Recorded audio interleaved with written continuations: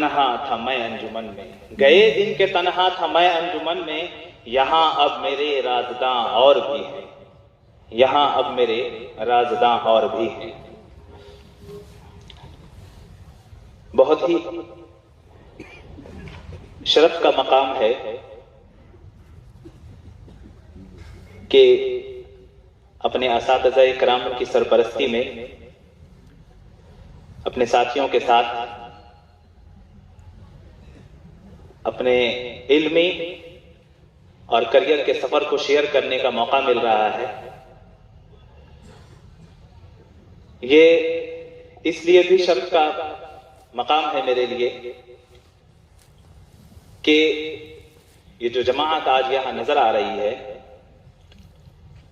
यकीनन इनके अंदर वो पोटेंशियल है कि जो फ्यूचर में मुल्क व मिल्लत में रहनुमाई, उसके डेवलपमेंट में नुमाया किरदार, नुमाया रोल प्ले करने की सलाहियत रखती हैं, जिनके बारे में इकबाल कहते हैं कि नहीं मायूस है इकबाल अपनी किश्ते वीरा से, नहीं मायूस है, नहीं ना उम्मीद है इकबाल अपनी किश्ते वीरा से, जरा नम हो तो ये मिट्टी बड़ी जरखेज है साकी, जरा नम हो तो ये मिट्टी बड़ी जरखेज है साकी।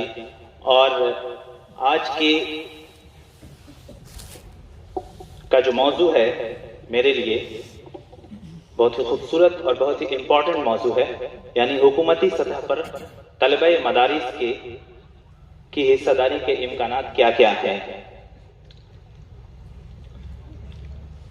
मैंने इसको ऑर्गेनाइजर्स से डिस्कस किया और मैंने ये समझने की कोशिश की कि क्या एक्सपेक्ट किया जा रहा है, क्या उम्मीद किया जा रहा है कि इस तरह के मौजू पे खिताब की जरूरत महसूस की जा रही है। जाहिर है मौजू से जो समझ में आ रहा है वो यही है कि क्या तलबे मदारिस भी हुकूमती सतह पे कुछ रोल प्ले कर सकते हैं, क्या तलबे मदारिस भी हुकूमत के आला ओहदों पे अपनी खिदमत अंजाम दे सकते हैं, क्या तलबे मदारिस दूसरे स्टूडेंट्स की तरह हिंदुस्तान के मुख्तलिफ एग्जाम्स में हिस्सा ले सकते हैं और डिफरेंट जॉब्स में अपना करियर बना सकते हैं। तो इसके ऊपर बात करने से पहले मैंने अपने इस मौजू को कुछ हिस्सों में तकसीम किया है। सबसे पहले मैं बात करना चाहता हूं कि मुझे खिताब का बहुत ज्यादा एक्सपीरियंस नहीं है, इसलिए बहुत ही टू द पॉइंट बात करूंगा और आपसे तवज्जो चाहूंगा कि आपसे बात करने का मकसद ये है कि आपके जहन में अगर किसी तरह का कोई कंफ्यूजन है, अगर किसी तरह की कोई ख्वाहिश है, तो उसका किसी हद तक जवाब दे सकूं, उसको किसी हद तक क्लियर कर सकूं। इसलिए बहुत ही टू द पॉइंट बात करूंगा। मदरसा के स्टूडेंट्स कौन हैं? सबसे पहला क्वेश्चन यही होता है कि who is a Madrasa student, and हमने इसको कैटेगराइज क्यों किया अलग से, मतलब हमने सिर्फ स्टूडेंट्स क्यों नहीं कहा, why do we call them a madrasa students, हम अलग से एक कैटेगरी क्यों डेवलप कर रहे हैं कि मदरसा स्टूडेंट्स। तो देयर शुड बी समथिंग जो ऐसा है इनके अंदर जो दूसरों के अंदर नहीं है, तभी इनको हमने अलग किया है, या कुछ इनके अंदर ऐसा नहीं है जो दूसरों के अंदर है। तो इस चीज को समझने की जरूरत है।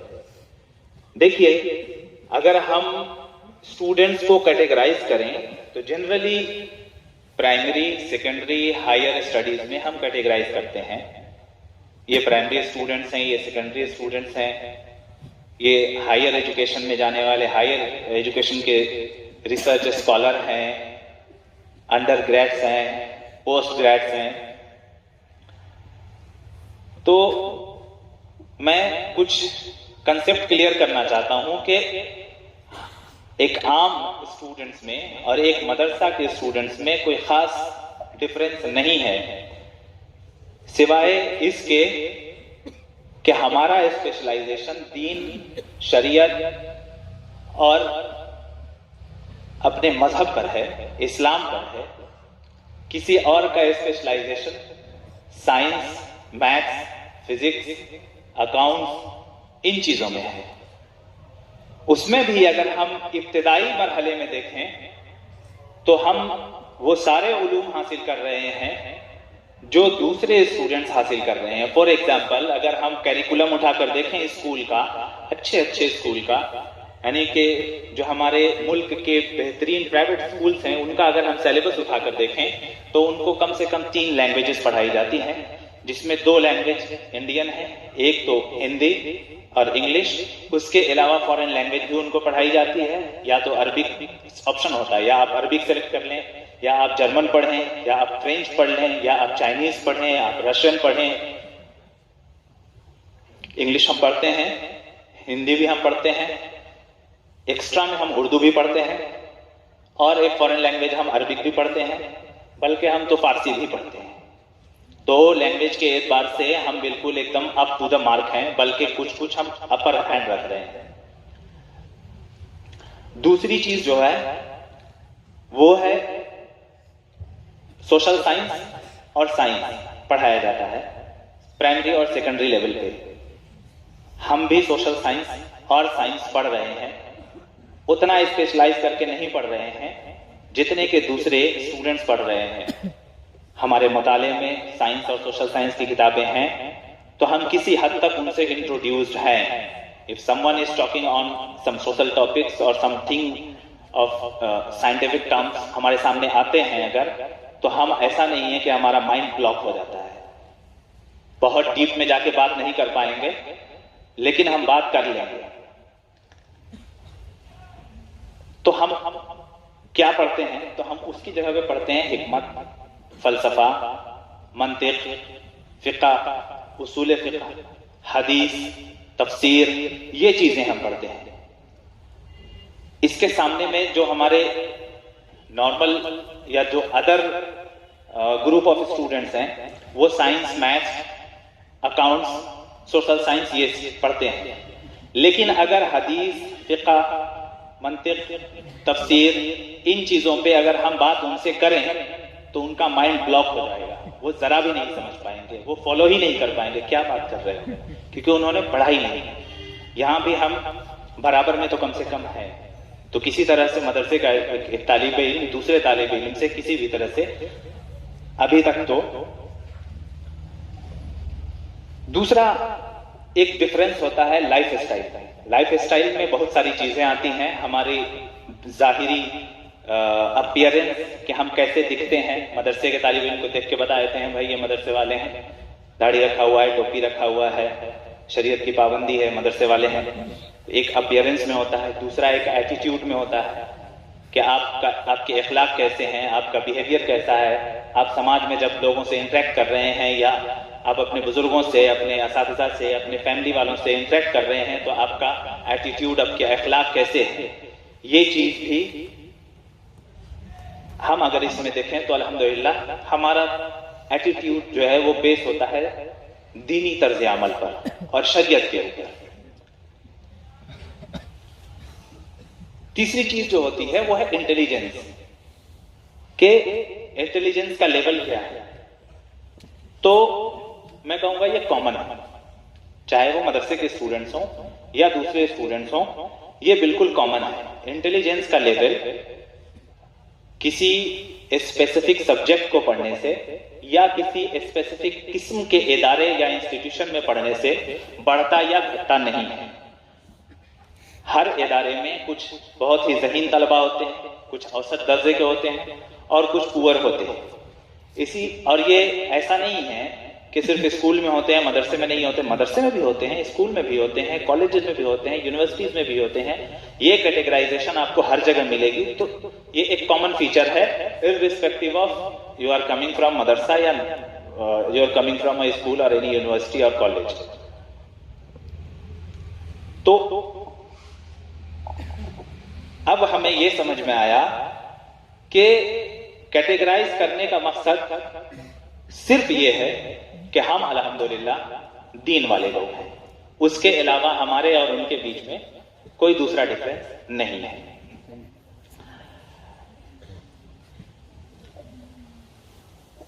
अब हम बात करेंगे कि हायर एजुकेशन और उसमें करियर अपॉर्चुनिटीज हमारे लिए क्या है। देखिए, हायर एजुकेशन दो तरह के हैं। जब हम मदरसे में पढ़ते हैं, आलिमियत फजीलत करते हैं, उसके बाद हम ये आलिमियत फजीलत हमारा सेकेंडरी एजुकेशन है, प्राइमरी है, फिर सेकेंडरी है, इसके बाद हम हायर एजुकेशन में जाते हैं जहां तखस्सुस होता है।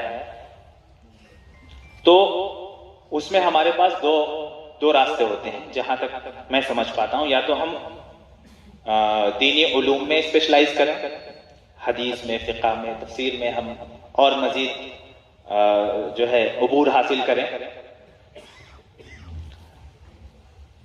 या फिर हम दुनियावी उलूम में हायर स्टडीज में जाएं, कॉलेजेस में जाएं, यूनिवर्सिटीज में पढ़ें। तो दुनियावी दीनी उलूम के ऊपर मैं गुफ्तगू नहीं करूंगा।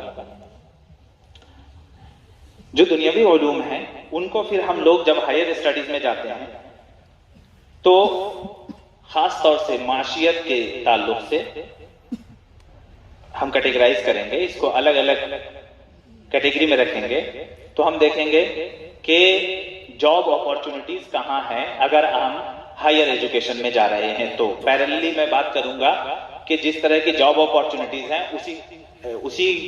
उसकी क्या रिक्वायरमेंट है और पैरेलली हमें उसके लिए क्या पढ़ने की जरूरत है। फॉर एग्जाम्पल, अगर हम देखें तो या तो हम प्राइवेट सेक्टर में जा सकते हैं या गवर्नमेंट सेक्टर में जा सकते हैं, यानी सरकारी नौकरी में, या फिर हम प्राइवेट नौकरी में जाएंगे। प्राइवेट सेक्टर में अगर हम जा रहे हैं तो हमारे पास अपॉर्चुनिटीज हैं, एमएनसीज हैं, मल्टीनेशनल कंपनीज हैं, लैंग्वेजेस हैं, मैनेजमेंट है, मीडिया है, बहुत कुछ है, अपना बिजनेस है, बहुत कुछ है। मतलब सच में बहुत कुछ है, इसको हम काउंट नहीं कर सकते हैं।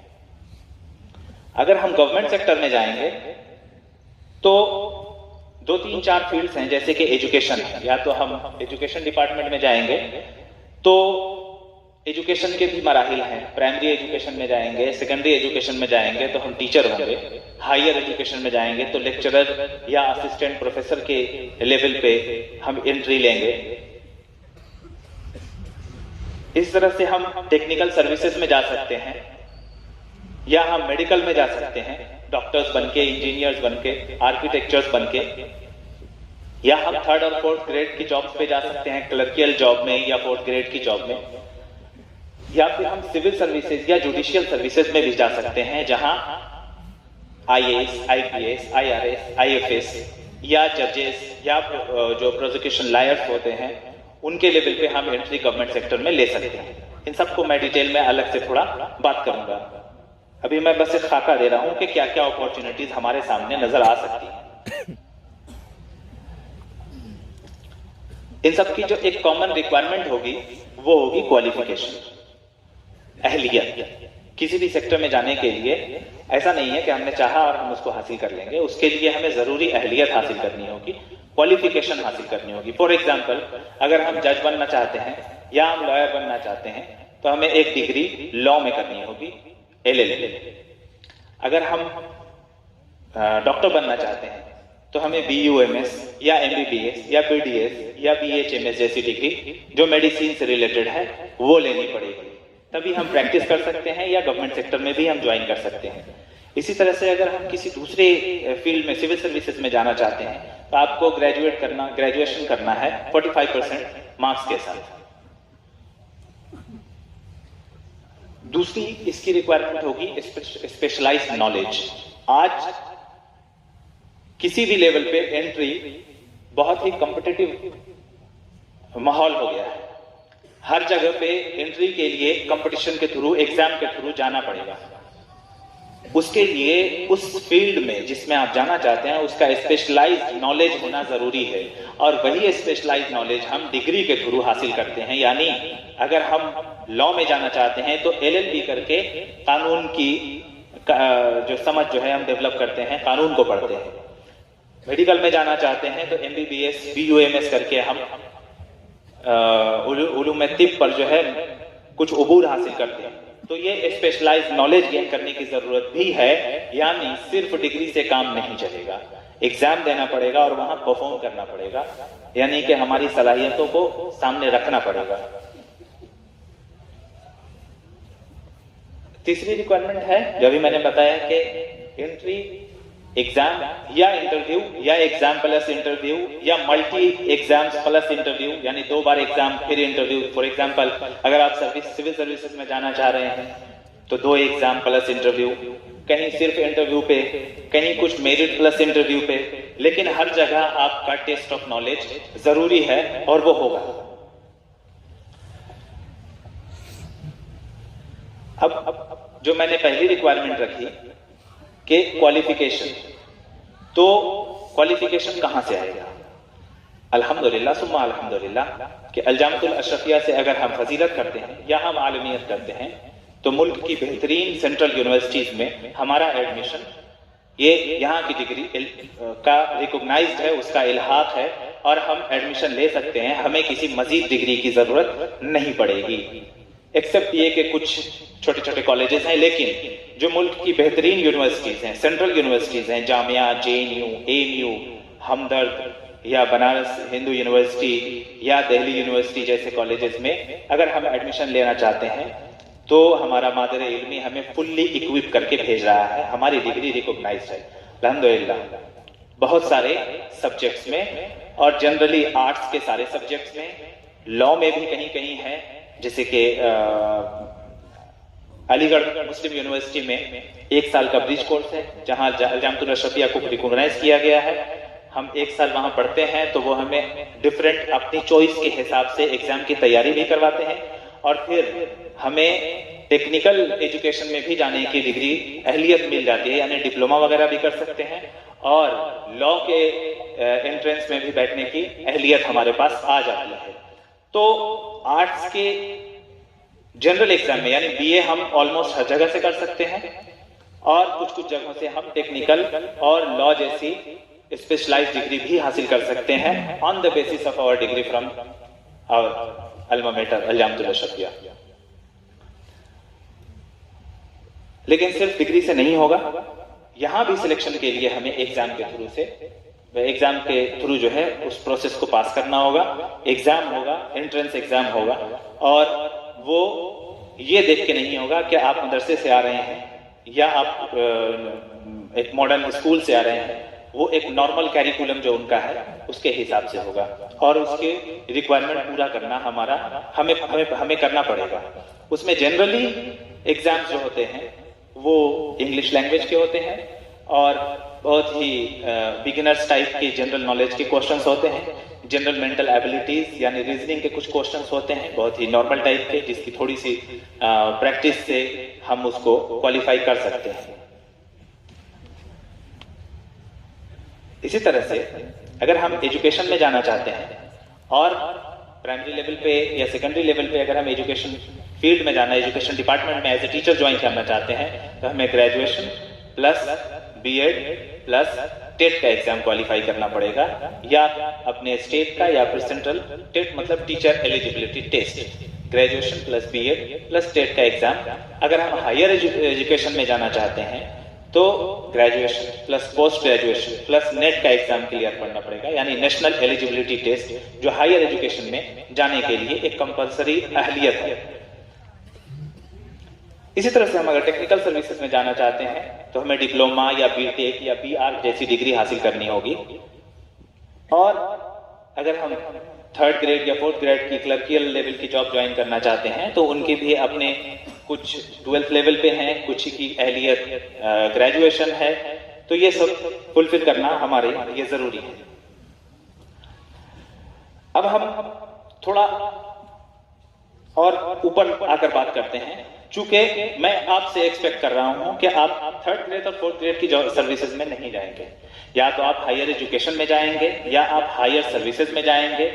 हुकूमत के उस ओहदे पे जाएंगे जहां पॉलिसी मेकिंग का काम होता है, उस ओहदे पे जाएंगे जहां पे पॉलिसी फॉर्मुलेशन किया जा रहा है, जहां पे पॉलिसी को एग्जीक्यूट किया जा रहा है, जहां पे एक्सपर्ट नॉलेज की रिक्वायरमेंट है, क्योंकि आपके पास दीन है और दीन से बढ़िया इल्म कुछ नहीं है।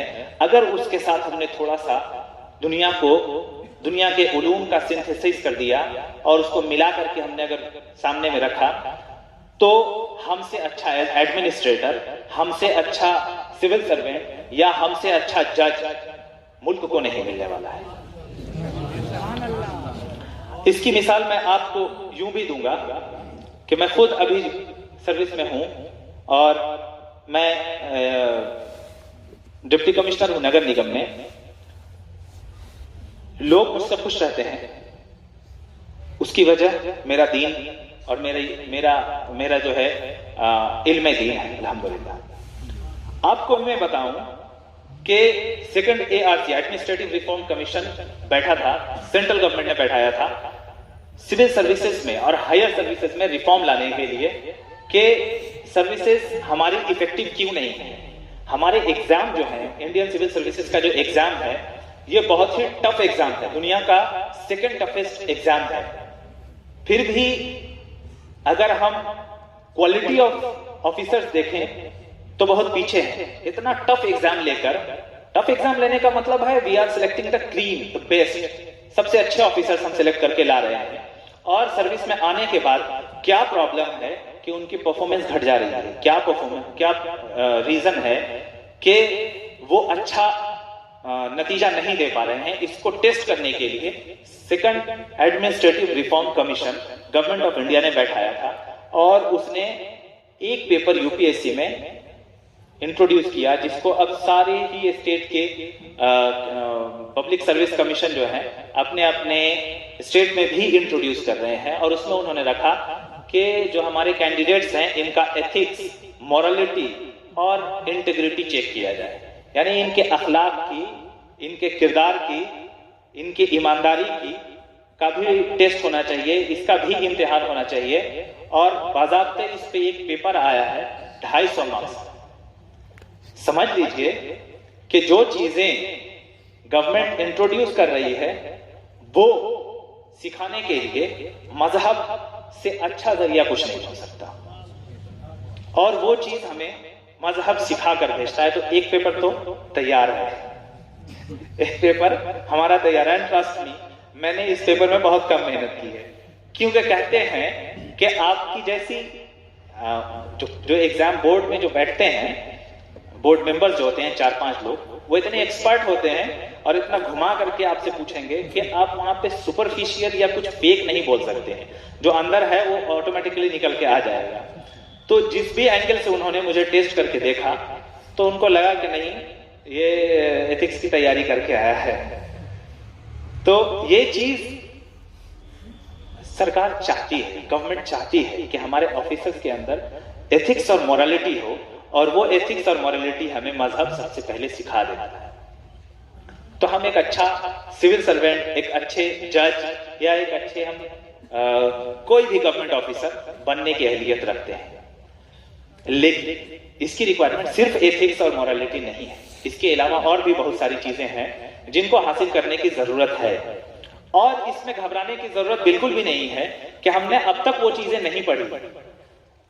2009 का जो जमात सादिया का, गालिबन हैदर भाई की जमात थी, का जो प्रोग्राम था, उसमें प्रोफेसर अर्शी खान साहब department of political science, Aligarh Muslim University, speech दे रहे थे और मैं सुन रहा था उनकी सारी स्पीच में। उसमें मुझे 2 चीजें याद हैं उस प्रोग्राम की, कि मैंने जो इंग्लिश स्पीच का जो मुसाबका हुआ था उसमें मैं सेकंड आया था, और दूसरी बात यह कि प्रोफेसर अर्शी खान साहब ने एक बात कही थी कि यार पढ़ाई करना सबसे आसान काम है, क्या करना है, किताब खोलना है, पढ़ लेना है, हथौड़ा थोड़े चलाना है, कुदाल थोड़े चलाना है, जमीन थोड़े खोदना है, बहुत बड़ा काम नहीं करना है, पसीना नहीं बहाना है, किताब खोलना है, कहीं भी बैठे रहो, लेटे रहो, उसको पढ़ लेना है। और ये बात वाकई बहुत आसान है, पढ़ाई करना, बस उसके लिए पैशन, यानी कि ख्वाहिश होने की जरूरत है, बिना ख्वाहिश के नहीं हो पाएगा। तो वाकई, और ये बात जहन में आ गई थी, उसी दिन समझ में आ गई थी कि नहीं, पढ़ाई करना वाकई बहुत आसान काम है। और ये है कि हमने अब तक जो चीजें नहीं पढ़ी या हमने जो अब तक कम पढ़ा है, वो चीजें हम आगे पढ़ने के लिए हमें उसकी जरूरत आएगी, तो हम उसको कैसे टैकल करेंगे, मैं इस पे अभी आगे मैं बात करूंगा। उससे पहले मैं जरा सिविल सर्विसेज के स्ट्रक्चर को और जुडिशियल सर्विसेज के स्ट्रक्चर को समझा देना चाहता हूं।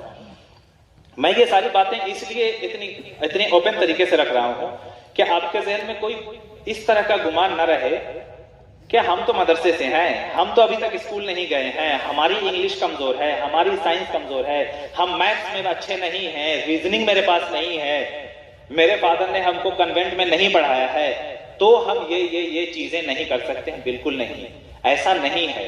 हम एज ए मदरसा स्टूडेंट हर वो सब्जेक्ट, हर उस करियर में अपना करियर, हर उस फील्ड में अपना करियर बना सकते हैं जिसको हम करना चाहते हैं। उसके पीछे रुकावट कुछ भी नहीं है, बस मेहनत थोड़ा सा ज्यादा है, लेकिन उसमें फायदा भी ज्यादा है। पूछिए कैसे? मैं जब जेयू में गया और मैंने